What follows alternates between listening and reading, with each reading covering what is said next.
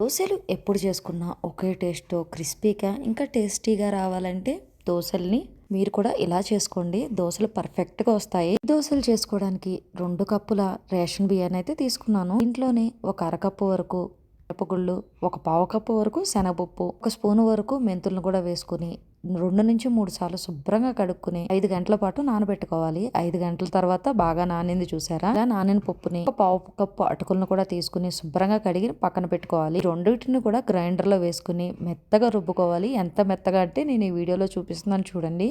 ఈ విధంగా అయితే రుబ్బుకోవాలి. ఇలా గ్రైండ్ అయిపోయింది, మెత్తగా ఉంది అనుకున్న తర్వాత ఒక బౌల్లో అయితే తీసేసుకుని 7-8 గంటల పాటు అయితే పులవబెట్టుకోవాలి. మూత పెట్టేసి డార్క్ ప్లేస్లో పెడితే మనకైతే ఈ బ్యాటర్ అనేది చక్కగా పులుస్తుంది అనమాట. చూసారు కదా, ఈ వీడియోలో చూపిస్తున్న విధంగా బ్యాటర్ ఇలా రావాలి అనుకుంటే నేను చెప్పిన కొలతని ఫాలో అవ్వండి. యాజ్ టీజ్ గా మనకైతే బ్యాటర్ ఇలాగే వస్తుంది. ఈ బ్యాటర్ ని బాగా రబ్ చేసుకుని వేరొక గిన్నెలోకి అయితే తీసుకుని కొంచెం ఉప్పు, పంచదార వేసుకుని కొంచెం నీళ్లను కూడా వేసుకుని బాగా మిక్స్ చేసుకోవాలి. ఇలా రబ్ చేసుకున్న తర్వాత దోశ పెనాన్ని అయితే తీసుకుని కొంచెం ఆయిల్ అయితే వేసుకుని ఉల్లిపాయతో శుభ్రంగా క్లీన్ చేసుకోవాలి.